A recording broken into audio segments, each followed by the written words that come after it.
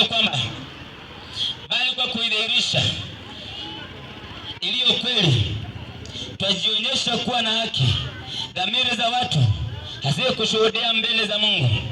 Lakini ikiwa injili yetu imestirika kwa hao wanaopotea, maandishi anasema kwamba iwapo injili hii imestirika, yani kustirika ni kufichika, haionekani, haipatikani, inatuambia kwamba injili hii imejificha tu kwa watu ambao wanapotea.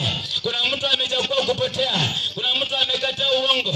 Zaburi ya 53 inasema kwamba wapumbavu wamesema moyoni mwake ya kwamba hamna Mungu.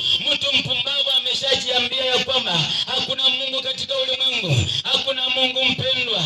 Watu wamejidanganya ya kwamba hakuna Mungu. Wengi wamesema tutaenenda tu katika mambo yetu bila ambavyo tunajua sisi wenyewe, kwa maana huyu Mungu hayupo. Huyo ni kwa sababu ya mateso ulio ndani. Lakini nataka nikwambie, huyo ni mpumbavu tu ambaye amejiambia moyoni mwake ya kwamba hamna Mungu. Injili ya Mungu mpendwa haijastirika. Neno la Mungu halijastirika mpendwa, lipo kwa ajili yako wewe ambaye umepotea au umekubali kupotea. Ndio maana injili hii haifiki kwako au ipati, lakini imekupasa ukubali usiweze kupotea. Imekupasa mpendwa ukubali umwende Yesu, ili ya kwamba injili hii isipate kujificha kwako.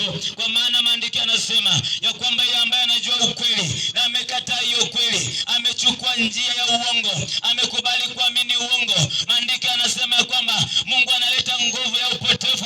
Wewe ambaye unayepotea uamini uongo, ili ya kwamba apate kukuhukumu katika hiyo njia ya uongo. Kuna watu wengi walijua neno, watu wengi waliokoka, watu wengi walikuwa watumishi wa Mungu, watu wengi walikuwa waimbaji, watu wengi walikuwa wakihudumu katika madhabahu, lakini wakageuka wakasema hatumtaki Mungu, wakageuka wakasema leo sisi hatutaki injili. Mpendwa, nataka nikwambie, iwapo ulikuwa mtumishi au ulikuwa mwimbaji, ulihudumu kanisani, ukachagua uongo, ukaamini uongo, mpendwa, kurudi katika njia ya kweli ni vigumu. Maana Mungu anakataa ya kwamba ni vipi mwanangu alikufa msalabani mara moja na wewe ulimkubali, tena leo umemkataa. Mpendwa, Mungu anakasirika na wewe, analeta nguvu ya upotevu kwako ili ya kwamba ukapate kupotea, usiweze kurudi tena katika kweli. Mpendwa, mrudie Mungu, mpendwa, mrudie Mungu. Umsikilize Mungu anataka nini katika maisha yako. Mungu wetu ni wa rehema,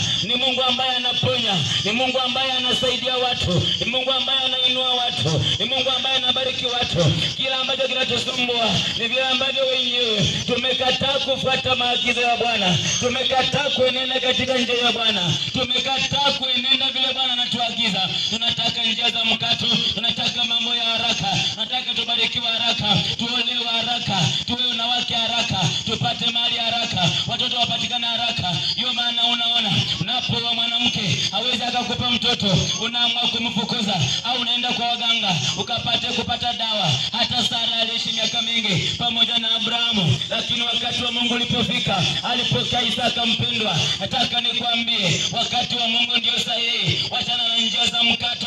Hizi njia za mkato zitakuangamiza, zitaangamiza familia yako. Familia yako itapotea. Unaingiza madhabahu ambayo yatakula uzao wako kuanzia kizazi cha kwanza hadi cha 4 kitaanza tena. Mpendwa, ninakwambia mkubali Mungu tu aweze kukuelekeza, mkubali Mungu tu aweze kukuendelesha katika mambo yako. Hiyo biashara yako mpendwa, wewe mkabidhi Bwana, wewe mpe tu Bwana. Hiyo ndoa yako inayokusumbua, wewe mpe Bwana tu, kwa maana unapompa mtu mwingine hakika haitasimama bali itaweza kupotea. Mungu ametupenda bure, lakini wanadamu tumemkataa Mungu.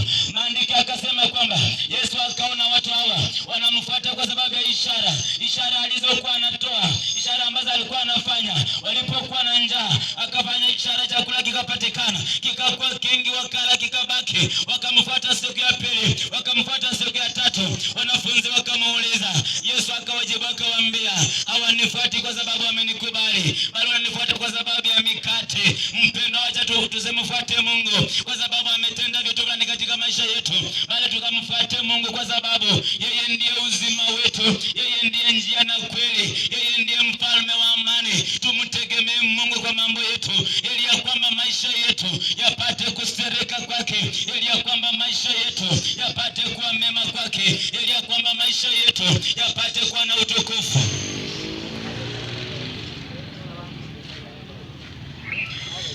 anasema kwamba hawa ambao injili imestirika kwao ni watu ambao wanapotea, ambao ndani yao Mungu wa dunia hii amepofusha fikra zao, wasioamini. Mungu wa dunia hii, mpendwa, kuna mtu ambaye anatawala ulimwengu, ambaye ni Ibilisi, ambaye ni mwovu Shetani, ambaye maandiko yanatuambia kwamba Mungu wa dunia hii amepofusha fikra zao, sio macho. Mtu ambaye amepofusha fikra, mpendwa, ni mtu ambaye hawezi akaona, hawezi akafikiri, hawezi akapata ufahamu, hawezi akatambua, hawezi akawa na uelewa wowote kwa ajili ya jambo fulani, kwa maana amepofushwa fikra zao, akili zake zimepofushwa, hawezi akapata ufahamu. Ni yeye yule ambaye injili imestirika kwake. Kwa nini umekubali neno la Mungu lifichwe kwako? Ni kwa nini umekubali kufuata mambo ya dunia? Ni kwa nini umekubali kushawishika na Shetani? Shetani amekudanganya, amepofusha fikra zako, amekupofusha kiroho. Hata leo mpendwa, watu wengi tumeokoka, Wakristo wengi tumeokoka, wengi tunaenda makanisani, hata wengine tunahubiri, lakini misingi tuliyowekwa, misingi tuliyosimama ndani sio misingi ya Kikristo, ni misingi ya kidunia. Wengi tumejengwa katika misingi ya kidini, tumemkataa Mungu. Nataka nikwambie jioni ya leo ya kwamba waliomsulubisha Yesu hawakuwa wenye dhambi. Waliomsulubisha Yesu hawakuwa wenye dhambi. Waliomsulubisha Yesu, mpendwa, hawakuwa walikuwa watu ambao waabudu sanamu, lakini walikuwa ni watu ambao wameokoka. Andika anasema walikuwa waandishi na wakuu na makuhani. Waliona Yesu akitembea, akitenda miujiza, wakaona Yesu akitembea akipata ufasi mwingi, wakaona Yesu akitembea akitenda miujiza, wakaona wao wanapoteza heshima, wakaona wao wanapoteza ufasi, wakaona huyo mtu amezaliwa juzi, lakini leo umati umemkubali. Wakaona hapana, wakafanya shauri kwa ajili ya kumwangamiza. Wahubiri leo tumeitwa ili ya kwamba watu waje kwa Mungu, lakini wahubiri tumejiwekea mipaka. Wahubiri tumesema mimi ni wa mtu fulani, ya kwamba mimi ni wa hii, mimi ni wa hii. Wahubiri watu ambatani, lakini je, injili unayohubiri mpendwa, injili ya Kristo Yesu, ambayo siku ya mwisho tutapana na wote pamoja katika lango lile. Je, wapo uliweka mpaka ukasema mimi sio wa kwenu, ukasema mimi ni wa dini hii? Siku hiyo ikifika, tukikutana langoni pa Mungu, mpendwa, utamwambia Yesu nini? Ulihubiri upendo ama ulihubiri chuki? Kwa nini tumeweka mipaka ili hali sisi ni watu wa mtu mmoja? Nataka nikwambie jioni ya leo ya kwamba kuna sehemu mbili tu ambayo wanadamu watapatana. Wewe ukiwa na chuki, ulikataa upendo wa Mungu, kuna jehanamu mpendwa, ambayo ulimkubali Mungu na ukaeneza upendo, ukaeneza injili ya kweli, kuna mbingu ya uzima. Hapo ndipo mahali ambapo watu watapatana.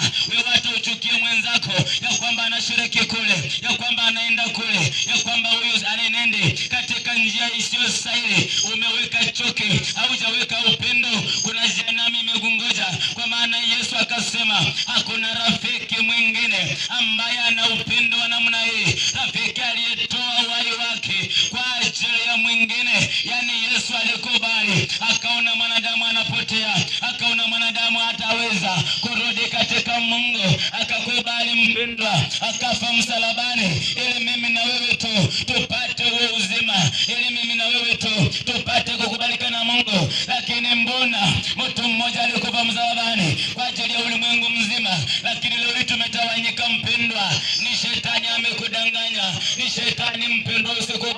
Usikubali kushawishika kumfuata Shetani. Amini ya kwamba Yesu ametupananisha zote katika njia ya Mungu. Tuko katika safari moja, ni safari ya kwenda mbinguni, sio safari ya kupigana mpendwa, sio safari ya kuinua vita, sio safari ya kusema ya kwamba hawa watu siku ya kuabudu. Ni safari ya kusema tushikamane, tukainende katika Bwana, tukampende huyu Mungu, tulete watu kwa Mungu, tueneze injili ya Mungu, watu wamkubali Mungu. Hata pakalawani wachungaji natupasa tuwe sehemu mmoja, tukieneza injili ya Kristo, tusimame kwa ajili ya Kristo, ili ya kwamba Shetani asipate nafasi ya kushawishi watu wa Mungu, bali natupasa tusimame imara kwa ajili ya injili hii. Nasema kwamba kwa maana hatujihubiri wenyewe, bali Kristo Yesu ya kuwa watumishi wenu kwa ajili ya Yesu. Kwa maana hatujihubiri wenyewe, bali Kristo Yesu ya kuwa ni Bwana, na sisi wenyewe kuwa tu watumishi wenu kwa ajili ya Yesu.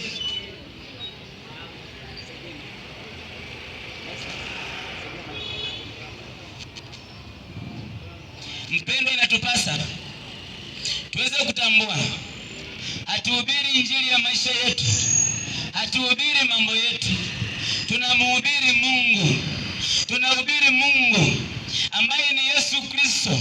Injili hii ambayo ni yeye alileta, akasema ya kwamba tukahubiri injili njema